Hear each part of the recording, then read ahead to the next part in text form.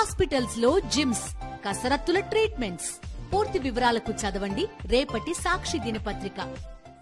కాంగ్రెస్ ప్రభుత్వం చేపడుతున్న హైడ్రా కూల్చివేతలో మూసీ నది పరివాహక ప్రాంతాల్లో ఇళ్ల తొలగింపుపై బాధితులు ఆందోళన వ్యక్తం చేస్తున్నారు. ఇదే క్రమంలో ఇల్లు కోల్పోతున్న చిన్నారులు సైతం ఆవేదన వ్యక్తం చేస్తున్నారు.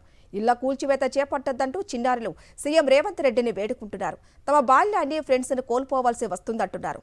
ప్రభుత్వం ఇచ్చే ఇల్లు తమకు వద్దంటున్నారు చిన్నారులు.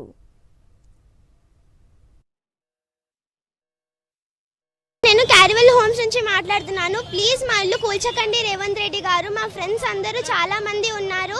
ప్లీజ్ మేము ఆడుకోవాలి, మాది ఆడుకునే ఏజ్. ప్లీజ్ మా ఇల్లు కూల్చొద్దు. ప్లీజ్ మేము మిమ్మల్ని రిక్వెస్ట్ చేస్తున్నాము. ప్లీజ్ మా ఫ్రెండ్స్ని నన్ను విడదీయకూడదు.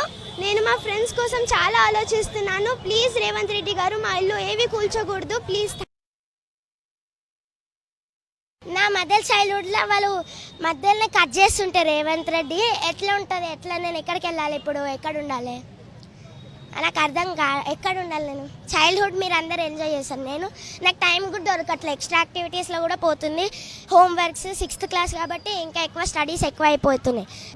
ఏ ఇల్లు మా అపార్ట్మెంట్ అని మా కోసం అని కాదు, ఏ ఇల్లు కూడా గోల్చద్దు. అది that is not that is not correct. ఆయనకి ఏం రైట్ లేదు కూడా అట్లా చేయడానికి.